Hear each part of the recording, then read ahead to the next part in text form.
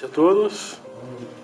Estamos iniciando mais uma segunda-feira de trabalho em nossa casa. Lembrando-se que agradecer a presença de todos, dos nossos companheiros que vêm de forma presencial e também aqueles companheiros que nos assistem, seja na pátria do Facebook, seja no Facebook do Pátria do Evangelho, seja no Facebook do seu Aurélio Robles e também na rádio comunitária Vida Nova, uma rádio aqui do nosso bairro. Alguns recadinhos, os nossos trabalhos presenciais, eles são aos domingos às 9 horas da manhã, com o tema sempre do Livro dos Espíritos e depois os passos presenciais. Às segundas-feiras às 10 para as 8, com uma palestra sobre a doutrina espírita e depois também os passos presenciais. E às quartas-feiras às 2 horas da tarde, tanto com o plantão de passe, quanto também com o nosso bazar permanente. E depois de forma remota, às quartas e quintas-feiras, a partir das 8 horas da noite, onde quem tiver interesse é só deixar uma mensagem ou deixar o número do telefone com o WhatsApp para qualquer trabalhador que a gente inclui no nosso grupo. E também, no dia 24 de novembro, a partir das 8h15 da manhã, a gente vai estar comemorando o 55º aniversário do Centro Espírita Pátria do Evangelho. Então a gente vai ter uma exposição com a Rosana Souza Ormundo, ela é de Rio Claro. O tema é Na Tarefa da Paz. A exposição começa às 9 horas, mas antes, a partir então, das 8h15, a gente vai ter uma recepção comemorativa, com café, com alguns comes, para a gente poder se confraternizar antes e depois poder brindar a palestra da nossa companheira Rosana, que tão gentilmente vem lá de Rio Claro expor para a gente. É um domingo, dia 24 de novembro, um domingo, a partir das 8h15 da manhã. E o tema dessa noite, como a gente falou, é sempre sobre a doutrina espírita. A gente escolheu para essa noite falar sobre o capítulo 49 do livro Caminho, Verdade e Vida, de Chico Xavier, escrito por Emmanuel, ditado por Emmanuel, onde está escrito sobre saber e fazer. Mas antes de a gente poder começar então a exposição dessa noite, eu convidaria todos, para onde quer que a gente esteja, possamos buscar levar o nosso pensamento até Deus, nosso Pai, até Jesus, nosso Mestre, e agradecidos que somos por mais essa oportunidade, por essa casa que tão bem nos recebe, pela espiritualidade que com certeza preparou esse ambiente para que quando a gente chegasse aqui, pudesse encontrar tudo na mais perfeita harmonia, já recebendo esses fluidos desde quando a gente começa a adentrar em nossa casa até o momento que a gente retorna para os nossos lares. Em especial também essa noite, pedir as bênçãos para os nossos companheiros que não puderam comparecer, em especial para um companheiro nosso, frequentador da casa, um trabalhador, que retornou ao mundo espiritual nesse dia, que o nosso companheiro Anderson possa ser bem recebido pelos seus companheiros, pelos seus amigos que lá já o esperam, e também que esses mesmos companheiros possam confortar os lares, os familiares, os entes queridos, para que possa ser uma transição tranquila. Mestre Jesus, crente sempre no vosso amor e na vossa presença, a gente pede então a permissão para iniciarmos os estudos dessa noite. Sê conosco, e que assim seja. Então, como dito, a gente vai falar um pouquinho hoje sobre o livro Caminho, Verdade e Vida, está lá no capítulo 49. Como sempre, essas obras de Emmanuel, em conjunto com o Chico, ele começa com uma passagem bíblica, sempre extraída do Evangelho. E dessa noite ele tirou de João, capítulo 13, versículo 17, onde ele fala o seguinte: Jesus é quem dita, Se sabeis estas coisas, bem-aventurados sois se a fizerdes. Então, bem-aventurado é aquele que, além de saber, além de se instruir, ele pratica ainda esse evangelho, ele pratica ainda tudo aquilo que ele aprende.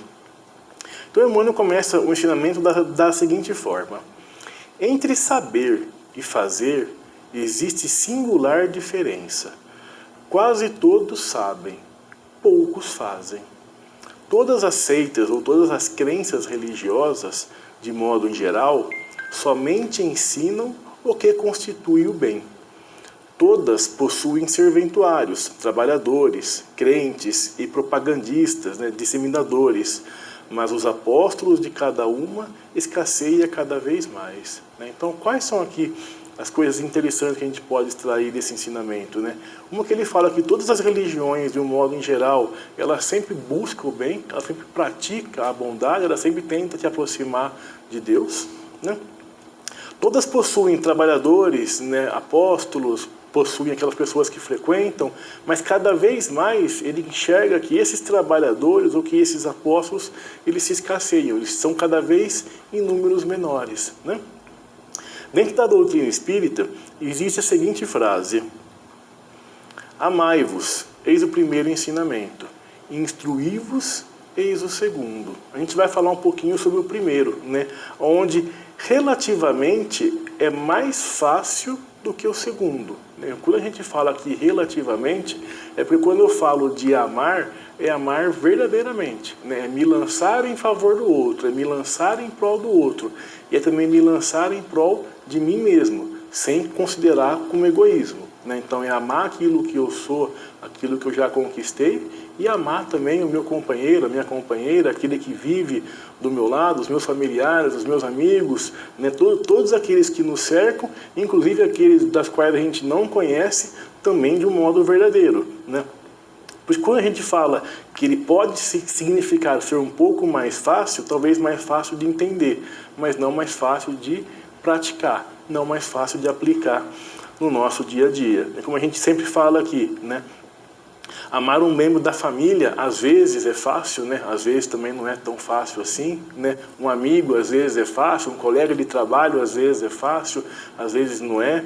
E aquela pessoa que simplesmente não gosta da gente, né? Sem nenhuma razão aparente. A gente fala aparente porque ninguém desgosta do nada, né? Alguma coisa tem, alguma rusga tem. Seja agora que vem essa rusga, seja talvez de rusga de outras vindas. Mas tem ali algum probleminha, tem ali algo que precisa ser consertado, né? Todas as verdades se encontram no cristianismo. Os erros que nele se enraizaram são de origem humana. E eis que, além do túmulo, que acreditáveis o nada, vozes vos clamam: irmãos, nada perece. Jesus Cristo é o vencedor do mal. Sede os vencedores da impiedade, né?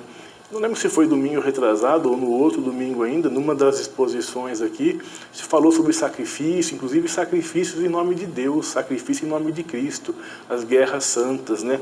A gente pega então essa doutrina cristã, e o Espiritismo é uma dessas doutrinas. Existem outras também que acreditam em Cristo e também o consideram como, alguns como deuses, outros como Espírito Supremo, outro como Pai, né?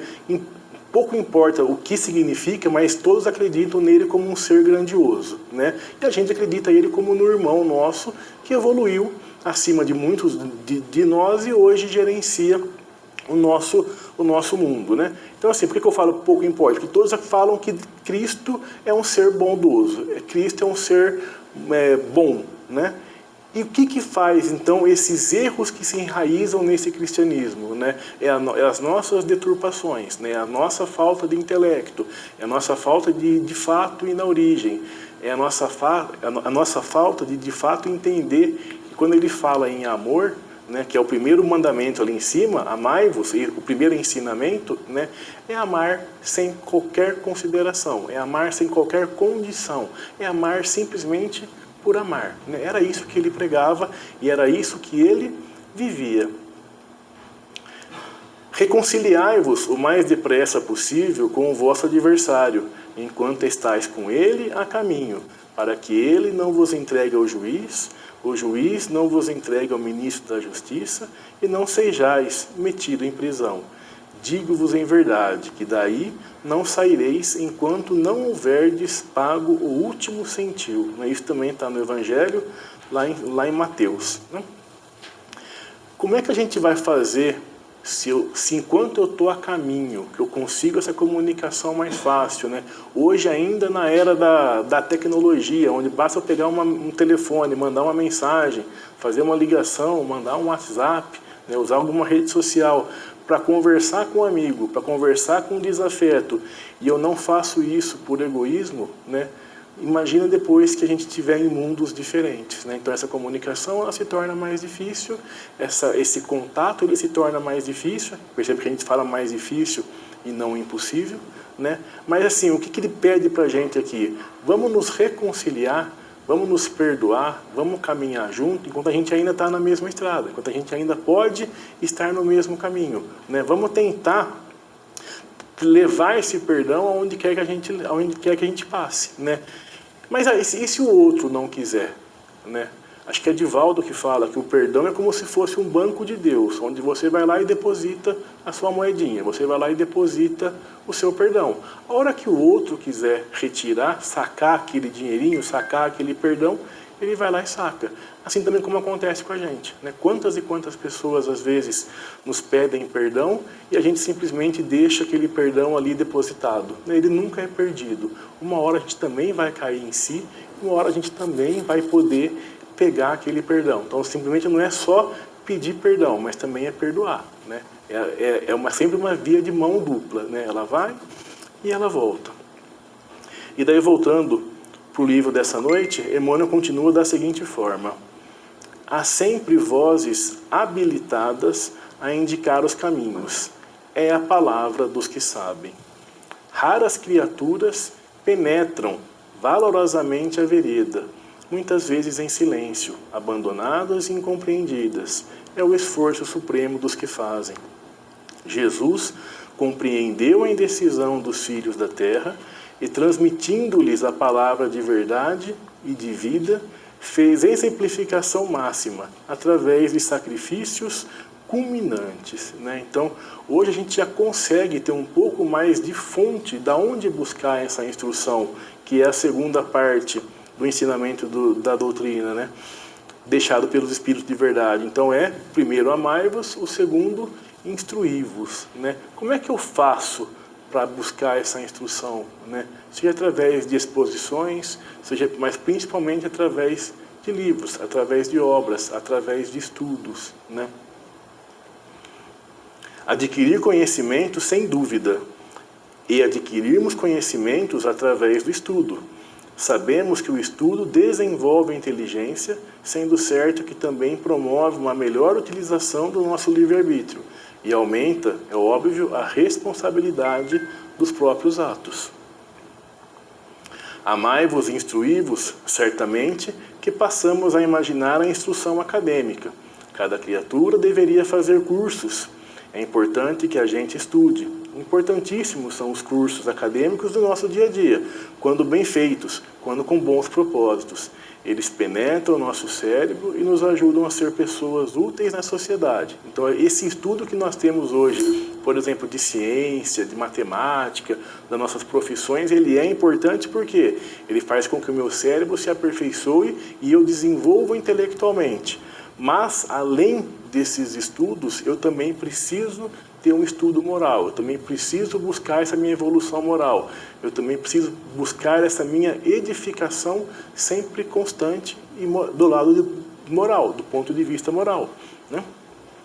E aonde que a gente começa, então, a buscar essas reflexões? Por que as duas têm que caminhar junto? Porque se de um lado eu aperfeiçoo o meu intelecto, do outro eu posso utilizar esse intelecto também para começar a entender um pouquinho mais sobre a vida, sobre a origem, do que eu posso fazer, do que eu não posso fazer, do que me é permitido, do que é lícito, né, do que aquilo que não me é permitido, ou daquilo do que me é ilícito.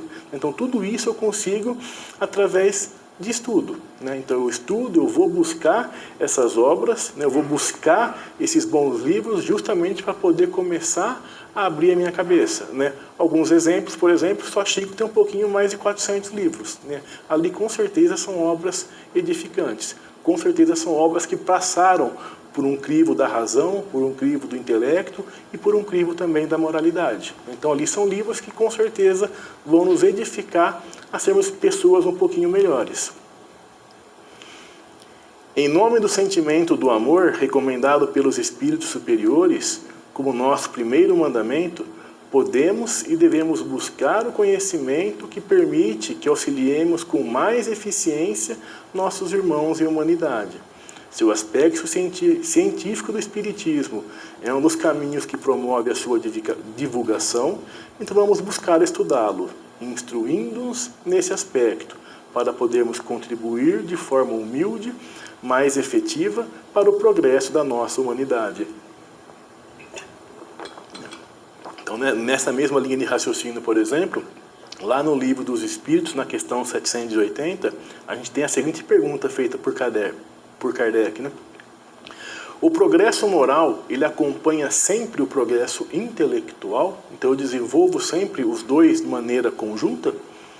Decorre deste, mas nem sempre o segue imediatamente. Então ele fala que o progresso moral decorre do progresso intelectual, mas nem sempre ele caminha junto, né? Por isso que a gente vê tantas barbáries, tanta inteligência, tanta ali inteligência ou QI alto daquela pessoa, mas utilizando toda aquela inteligência para a maldade, né? Ao passo que outros já conseguem entender dessa inteligência e ali praticar a bondade, né? Como pode o progresso intelectual engendrar o progresso moral? Né? Engendrar é dar existência, dar forma, gerar, né? Então qual que é a pergunta? Como é que pode o intelecto gerar a moral? Fazendo compreensíveis o bem e o mal. O homem, desde então, pode escolher. O desenvolvimento do livre-arbítrio acompanha o da inteligência e aumenta a responsabilidade dos atos, né? Então é óbvio, quanto mais eu estudo, quanto mais eu sei, mais consciência eu consigo adquirir e mais responsabilidade eu tenho sobre os meus atos, né? Aquele que erra sem saber que aquilo é errado é totalmente diferente que aquele que erra por convicção. Aquele que sabe que está errado vai lá e faz, né? Por isso que ele fala que o intelecto ele é um pouquinho mais para trás do que a moral, ele antecede, porque eu começo a desenvolver a minha inteligência, é a partir dessa inteligência que eu começo a desenvolver o meu livre-arbítrio, e a partir do meu livre-arbítrio que eu começo a fazer as minhas escolhas. A partir do meu intelecto, a partir da minha inteligência, eu consigo começar a discernir o que é certo do que é errado. A gente fala que na nossa profissão, se de fato eu soubesse, na minha profissão no caso, se de fato a sociedade entendesse qual que é a razão da vida, eu não teria, por exemplo, processos de pensão alimentícia, onde o pai com certeza saberia o que o filho precisaria, eu não teria processos de crimes, processos de assassinato, que eu entenderia o que meu outro irmão é, eu não precisaria tirar a vida dele, eu não teria processos de roubo. Então perceba que o intelecto ele antecede a moral. Eu sei que é errado, por isso que eu fujo. Eu sei que é errado, por isso que eu faço escondido. Eu sei que eu não devo fazer, por isso que eu faço sempre na surdina. A moral vem depois. A partir do momento que eu sei o que é certo e o que é errado, daí é o meu livre-arbítrio de saber se eu vou escolher aquele caminho ou outro. Sempre o intelecto antes da moral. Mas a moral ela chega também. E é através dessas escolhas, é através desses erros.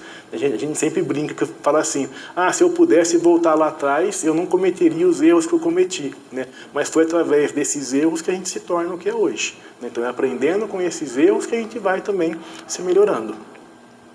E depois a última subpergunta que ele faz é, como é nesse caso que muitas vezes sucede serem os povos mais instruídos, os mais pervertidos também? Então, assim, quanto mais instrução, mais pervertido é um povo. Basicamente é essa pergunta que ele faz. E a resposta é, o progresso completo constitui o objetivo. Os povos, porém, como os indivíduos, só passo a passo o atingem. Enquanto não se lhes haja desenvolvido o senso moral, pode mesmo acontecer que se sirvam da inteligência para a prática do mal. O moral e a inteligência são duas forças que só com o tempo chegam a equilibrar-se. Meu tio sempre fala que a faca na mão de um cozinheiro é um instrumento de trabalho e na mão de um ser humano um pouco mais desonesto vira uma arma. O instrumento é o mesmo. A inteligência na mão de uma pessoa que sabe praticar a moral é uma boa conquista. Daquele que não sabe, ele acaba praticando o mal. Mas um dia ainda ele vai avançar, um dia ainda ele vai aprender, um dia ainda ele vai desenvolver tudo isso para poder também chegar nesse ponto de vista moral e inteligente, caminhando passo a passo. A moral e a inteligência é o objetivo de todos nós, Eu só vou conseguir ser um espírito perfeito ou um espírito crístico, por assim dizer, quando eu tiver tanto a moral quanto a inteligência desenvolvida em sua plenitude, não, porque plenitude é apenas Deus, né? Mas cada vez mais próximo, cada vez melhor, cada vez mais perfeita. Tudo tem o seu encadeamento lógico. Para se avaliar se um livro é realmente espírita, e daí aqui não é só livro, tá? Mas uma comunicação, uma frase, um ensinamento, e não uma mera mistificação, é preciso verificar se o texto contém os princípios básicos da doutrina. E para isso, precisamos de os conhecer a fundo, né? Quais são os princípios básicos da doutrina? As 5 obras básicas, né? Basicamente, eu tiro tudo de lá. Aquilo que for contrário a essas obras básicas é porque não está dentro da doutrina espírita. Não basta que um livro se intitule espírita para o ser, assim como não basta que alguém se intitule espírita, não basta que alguém se intitule cristão para de fato seguir Cristo, para de fato praticar aquilo no seu dia a dia. É preciso que quem o estiver a ler veja se os conceitos nele apresentados coincidem com as que constam das 5 obras básicas, né? A hora que eu pego um livro e ele começa a falar que mais vale, né, ser feliz aqui do que plantar vidas, do que plantar frutos em outras existências, com certeza não é da doutrina, com certeza não está me melhorando. Mas se ele fala que eu preciso me aproximar do próximo, eu preciso me aproximar de Deus, eu preciso ser alguém melhor, eu preciso praticar a caridade, eu preciso praticar o amor, de uma maneira como um todo, ele com certeza me faz ser um pouquinho melhor do que quando eu comecei a ler aquele livro, um pouquinho mais instruído do que quando eu comecei a ler aquele livro, né? E voltando daí para a última parte do ensinamento de Emmanuel, ele fala o seguinte, então, a gente falou então sobre amor, sobre instrução, né? E lembra do tema da noite, é saber e fazer, né? A existência de uma teoria elevada envolve a necessidade de experiência e de trabalho. Se a ação edificante fosse desnecessária, a mais humilde tese do bem deixaria de existir por inútil. João assinalou a lição do mestre com sabedoria. Demonstra o versículo que somente os que concretizam os ensinamentos do Senhor podem ser bem-aventurados. Aí reside no campo do serviço cristão a diferença entre a cultura e a prática, entre saber e fazer, né? Com a instrução, com o conhecimento, né, aumenta a nossa responsabilidade, né? Por quê? Porque quando eu sei que eu preciso praticar determinado ato, quando eu sei que eu preciso praticar o bem, quando eu pego no Evangelho segundo o Espiritismo, que ele fala que no nosso, na nossa passagem, ou naquela minha reforma íntima, quando eu começo a enxergar tudo aquilo que eu fiz no meu passado, eu vou começar a enxergar não somente o bem que eu fiz, mas também o mal que eu fiz e o bem que eu deixei de fazer, né? Toda oportunidade de praticar um bem também começa a ser um castigo que eu vou infligindo para mim mesmo, né? Então não apenas o mal que eu faço, mas quando eu deixo também de praticar alguma bondade, né? Então quando a gente erra por ignorância, como a gente já falou, é uma situação. Quando eu erro sabendo que eu estou errado, quando eu erro crente que eu estou fazendo aquilo errado, a minha pena, por assim dizer, né, o meu castigo, por assim dizer, apesar que a gente não fala de pena, não fala de castigo, mas simplesmente a nossa própria consciência nos castigando, nós mesmos, né, apontando os dedos para nós e falando que aonde nós erramos, ela é cada vez maior. Mas então, não seria mais sensato deixarmos de estudar? Assim seremos poucos cobrados, não é? Com certeza, esse pensamento seria um atraso na lei do progresso. Para progredirmos, como a gente sempre vem falando, é necessário que nos instruímos e depois colocamos esses conhecimentos em prática, sempre através do amor e da caridade. Deus não nos criou perfeitos, mas sim perfectíveis, né? E esse é o único destino que a gente tem. Um dia seremos seres muito evoluídos, um dia seremos seres quase perfeitos, porque como a gente sempre fala, perfeito é apenas Deus, né? Mas estaremos ali muito próximo, né? Muito evoluído, inclusive igual a Jesus Cristo, né? Essa é a única evolução, essa é a única certeza, o único destino que a gente tem. Como que eu vou chegar até lá, aí depende sempre de cada um de nós, né? Quando a gente faz algum curso, né, vamos pegar agora a nossa vida no nosso dia a dia, né? Qualquer curso que a gente possa fazer, né? Eu faço um curso de eletrônica. O que eu quero, a partir do momento que eu faço aquele curso? Colocar em prática tudo aquilo que eu aprendi, não é? Então, quando eu faço um curso de carpintaria, eu quero colocar em prática aquilo que eu aprendi. Quando a gente faz um curso de espiritismo, eu tenho que querer colocar em prática aquilo que eu aprendi. Quando eu começo a estudar a doutrina, quando eu começo a estudar Cristo, não basta eu simplesmente entender aquilo que Ele fez, eu preciso querer colocar em prática aquilo que eu estou estudando. Então, se com a nossa profissão, com o nosso dia a dia material é assim, por que com o estudo moral tem que ser diferente? Aprendemos que temos que amar uns aos outros como amamos a nós mesmos, porque a primeira frase de Jesus, então vamos pôr em prática esse ensinamento. Aprendemos que seremos perdoados na mesma medida em que perdoarmos aquele que nos tem ofendido, então vamos também colocar em prática esse ensinamento. Vamos colocar em prática isso que a gente está estudando, vamos colocar em prática isso que a gente está aprendendo. Como bem nos ensinou Emmanuel nessa lição, todas as seitas religiosas, de uma forma ou de outra, apregoam o bem, a caridade, a fraternidade. Entretanto, os apóstolos, aqueles que se propõem a deixar de lado o conforto de seus lares para obrar os ensinamentos de Cristo, se tornam cada vez mais escassos. Aquelas pessoas que estudam religião, que estudam Cristo, a gente sempre vê, às vezes, casas cheias, igrejas cheias, cultos cheios. Isso é importante, a pessoa está ali para se instruir. Mas e o lá fora? E a hora que eu saio daquele portão? E a hora que eu saio daquele templo? A hora que eu saio daquele culto? A hora que eu saio aqui do centro espírita? Como é que é a minha vida? O que eu de fato eu coloco? Aquilo que Cristo me passou há um pouquinho mais de 2000 anos, eu consigo entender? Se eu conseguir entender, eu consigo colocar em prática?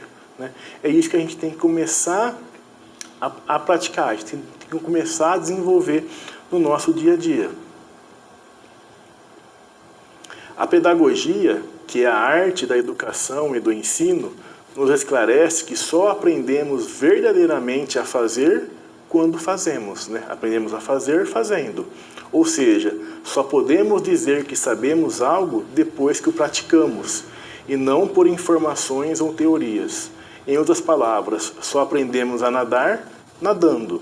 Aprendemos a tocar um instrumento musical tocando esse instrumento musical. Aprendemos uma profissão trabalhando nela. Não adianta eu estudar natação, pegar todos os livros e ver como é que faz, como é que bate o braço, como é que respira, como é que eu entro na água, como é que eu saio da água se eu não entrar na água. Adianta eu ler sobre amor, sobre perdão, sobre caridade, sobre fraternidade, sobre viver em comunidade, sobre viver em sociedade, se eu não fizer isso? Estudar sobre o amor é uma coisa, praticar esse sentimento é diferente. Estudar sobre o perdão é uma coisa, praticar esse sentimento é diferente. E a gente só aprende fazendo. Eu estudo primeiro, mas eu preciso começar a colocar em prática. Por isso que as palavras de Jesus são claras. Se sabeis estas coisas, bem-aventurados sois se as fizerdes. Felizes se as fizermos, se as praticarmos, e não apenas por saber. E para finalizar, a frase trazida por Chico, lá no finalzinho do livro, que fala: somente os que concretizam os ensinamentos do Senhor podem ser bem-aventurados. Somente aqueles que colocam em prática esses ensinamentos podem ser bem-aventurados. Aí reside, no campo do serviço cristão, a diferença entre a cultura e a prática, entre o saber e fazer. Então não basta simplesmente que a gente nos instruamos, mas também que a gente se instrui, aprenda e comece a colocar em prática tudo isso que a gente aprendeu. Então é isso que a gente tinha para passar essa noite. Agradecemos mais uma vez a presença de todos, a presença também dos nossos amigos de forma online, e agora a gente vai para a segunda parte dos trabalhos, que são os passes, onde a gente convida então os médiuns passistas a tomarem a câmara de passe, depois a gente volta para o salão para fazer a prece de encerramento. Obrigado a todos.